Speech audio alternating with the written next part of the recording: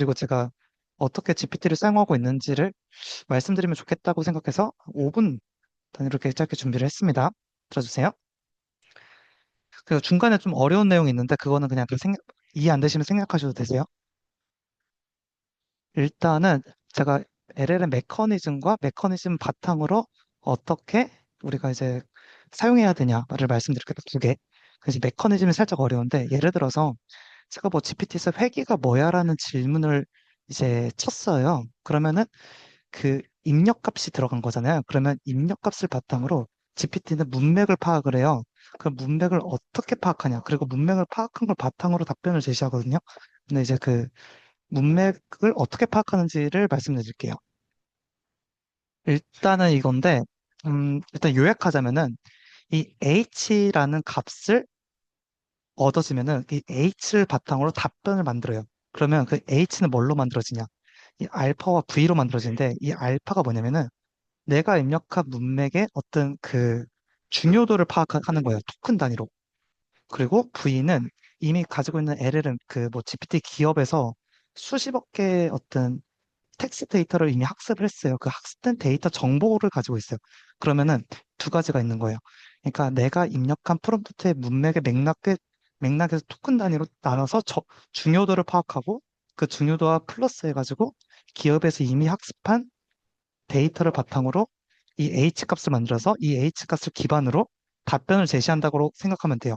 그건 일단 V는 이제 기업에 관련된 내용이니까 모르고 알파를 말씀드리기 전에 토큰이 뭐냐?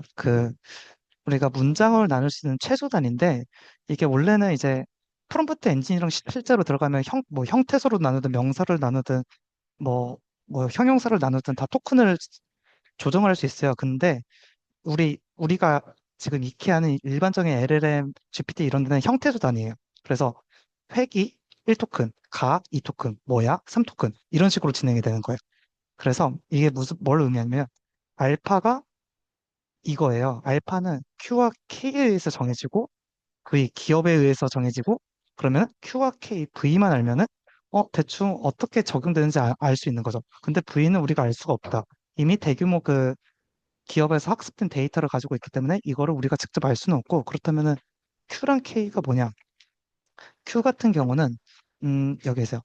I 번째 토큰에서 내가 이 질문하고자 하는 의도가 무엇인지, 어떤 정의를 원하는 건지, 비교를 원하는 건지, 제이슨 파일을 원하는 건지, 그걸 찾는 거를 QI라 그래요. I 번째 토큰이 이제 최종적으로 문맥을 만들고 있는 가장 중요 토큰. 여기서는 뭐야, 물음표 이쪽에 이 토큰이 지금 QI 토큰입니다. 그래서 그럼 KJ는 뭐냐? J가 I 이전 토큰들을 말을 하거든요. 그래서 J 번째 토큰들을 하나씩 하나씩 봤을 때 이거에 관련된 주제 를 말을 해요. 그래서 이 해석하면 어떻게 되냐? QK가 뭐냐?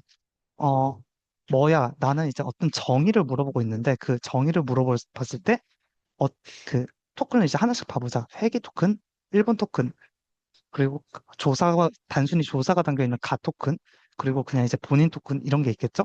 근데 여기서 이제 어떤 게 내 문맥에 맞춰서 어떤 그 답변을 제시하기까지 어떤 관련도, 주제도, 어떤 참고할 만한 어떤 토큰을 가장 많이 참고해야 되냐를 의미하고 있어요. QK가.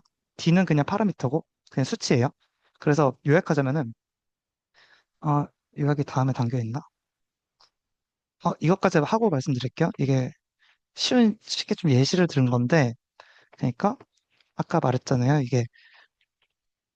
이 알파가 QK를 바탕으로써, 어, 참고할 만한 가장 중요도 높은 문맥을 찾는 건데, 여기서 이제 아까 말했던 그 메커니즘을 바탕으로 이거는 근데 단순한 예시예요. 48.2% 확률로 이 획이라는 내가 질문한 입력값에서 획이라는 키워드가 제일 중요하구나라고 지금 상대적으로 인지를 하고 있고 그다음에 뭐야? 가는 솔직히 말하면 무시할 정도죠. 그래서 가는 뭐 확률값은 나와 있는데 가는 아마 신경 안 쓸 테고 높은 확률값 바탕으로 키워드를 이제 가지고 있는 거죠. 그다음에 아까 말했던 이 V가 뭐냐? 예를 들어서 회계라는 입력값이 왔을 때 이 회계와 관련된 모든 학습된 거의 수십억 개의 컬럼들이 지금 데이터가 이미 가지고 있는 거예요, 기업에서. 그래서 이 컬럼명은 내가 알지 못하지만은 하여튼 이런 내가 입력값을 줬을 때 기업에서 가지고 있는 그 학습된 데이터가 이 전이행렬 이게 그냥 벡터 단위인데 이거는 수학이어서 몰라도 되고 이런 거를 이제 다 같이 고려했을 때 이런 식이 나온다 결론적으로.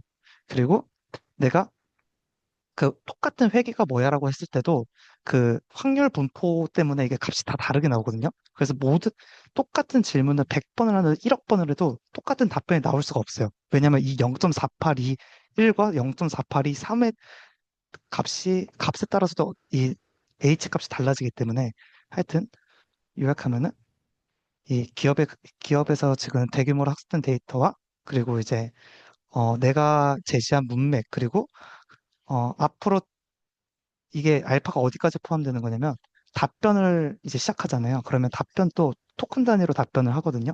1번 토큰, 2번 토큰.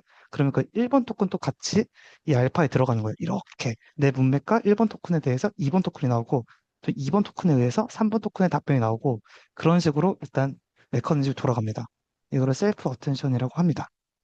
일단은 여기가 조금 어렵죠? 그리고 네. 그래서 제가 이거 GPT에서 실제로 회계가 뭐야라고 단순하게 질문했을 때 이런 답변이 나오더라고요. 그 다음에 제가 이거 지금 이 부분을 학습을 시켰어요. 그랬더니 이런 식으로 자기가 학습했다고 설명을 해 주더라고요. 그러니까 제가 아까 말했던 것처럼 이 문맥을 파악했고 본인이 가지고 있는 그 데이터가 있고 그걸 바탕으로 이제 답변을 시작할 때 토큰 단위로 아직 아무것도 없는 토큰에서는 1번 단계에서 이 확률 값으로 회계 통계, 회계 분석, 결론부터 이렇게 5가지가 있을 때 회계로 시작하는 게 52% 확률로 높은 값을 가지니까 이렇게 회계로 시작해야 되겠다. 그 다음에 이제 이거와 다시 회계가 뭐야와 그리고 V를 또 다시 한번 학습해가지고 또 이걸 내고 계속 그냥 독립적인 반복인 거예요. 이렇게. 그래서 이런 문장이 나왔다라고 메커니즘을 여기까지 설명할 수가 있을 것 같습니다. 그렇다면은 이거는 또 하나의 예시인데요. 그 V를 그러면 지금 직관적으로 이해하기 어렵잖아요. 근데 V가 대충 이런 식으로 데이터가 되어 있어요. 예를 들어서 내가 이 리뷰 데이터라고 했을 때, 아니, 그리고 기업이 학습한 데이터라고 가정을 할게요. 아마 수십억 개, 아니, 수천억 개일 수도 있어요. 하여튼 그런 데이터가 이렇게 1과 0에 이런 식으로 좀 되어 있습니다. 어, 그래서 뭐, 이 데이터, 뭐, 우리 회계가 뭐야는 예를 들어서 회계 관련된 뭐 문장들이 수십억 개가 있는데 그 뭐 인터넷에서 학습하든 논문에서 학습하든 뭐 그런 것들을 이제 이런 것들을 바탕으로 학습하는 것 조금 더 구체적으로 말하면은 디스 무비 다음에 당연히 이즈가 나와야 되잖아요. 근데 만약에 우리가 답변 주는 때 이즈가 어 일단 디스 무비까지만 나왔다고 치면은 이런 것들을 바탕으로 다른 건 0, 0, 0, 0. 근데 압도적으로 이즈가 1, 1, 1. 확률적으로 이게 많으니까 디스 무비 다음에 이즈밖에 나올 수가 없게끔 약간 구조가 이렇게 되어 있다는 거를 말씀드리고 싶었습니다. 일단 여기까지 메커니즘이고, 네, 여기까지는 좀 까먹으셔도 될 것 같아요. 그래서 결론적으로 한 번 더 강조하면은 LLM은 기업이 학습한 정보와 사용자의 이전 텍스트, 자기가 입력한 문맥 텍스트와 그리고 답변을 하고 있는 그 답변 중간중간의 텍스트까지 다 참고해가지고 확률적으로 높은 편의 토큰을 제시하는 것이다라고 좀 요약을 드릴 수 있을 것 같습니다. 근데 이거를 그러니까 직관적으로 대충은 알아둬야지 다음에 이제 쓸 수가 있을 것 같아서 여기까지 좀 어렵지만 설명을 드렸고 그래서 제가 이제 하고 싶은 말인데 이제 계속 말씀드린 게 LLM은 다 확률 값으로 지금 확률 싸움인 거예요, 답변이. 근데 우리가 계속 뭐 질문을 하면 솔직히 말하면 거짓말 많이 하거든요. 근데 그 거짓말이 이 확률 분포 모형에서 실제 정보는 여기 거짓말을 안 하는 이 형태는 이 정도거든요. 아마 왼쪽과 오른쪽 극단적인 약간 다른 이상한 데이터를 학습해가지고 할루시네이션으로 일단 만들어진 가짜 정보일 확률이 커요. 그래서 이제 사람들이 만약에 프롬프트 사용을 잘 못하는 친구들은 그냥 막 GPT 다 별로다, 다 거짓말이다 이렇게 말을 하거든요.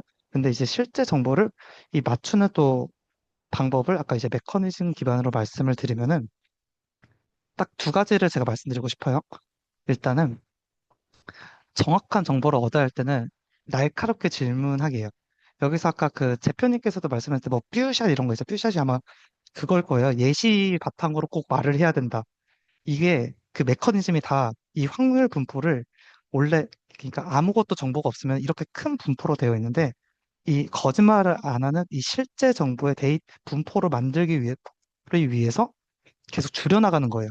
그 뷰샷이든 뭐든 그 기법들이 다 본질은 이 실제 정보를 맞추기 위해서, 확률 분포를 맞추기 위해서 줄여나가는 과정이다라고 좀 생각하시면 될 것 같아요. 그래서 이제 뭐 단순히 아까도 회계가 뭐야가 아니라 정의를 물어보든지 비교 조금 더 구체적으로 쉽게 설명해줘가 아니라 만약에 쉽게 설명해줘가 이 정도 분포라면은 만약에 조금 더 이제 구체적으로 초등학생 6학년 관점으로 설명해줘 하면은 아, 이 쉽게라는 그 기준을 더 이제 내가 원하는 대로 맞출 수가 있다라고 좀 아시면 될 것 같습니다. 이제 근데 네, 그런데 반대로 오히려 그 거짓말이 필요할 때가 있어요. 저는 아이디어 같은 것도 GPT에서 많이 얻는데 이게 뭐냐면 음, 이미 이 분포를 그냥 이미 일부러 만드는 거예요. 거짓말이어도 상관없으니까. 그럴 때는 아이디어 같은 거 원할 때 그럴 때는 최대한 그냥 넓게 질문하면은 좀, 좀 색다른 거를 많이 말합니다. 그래서 두 가지를 말씀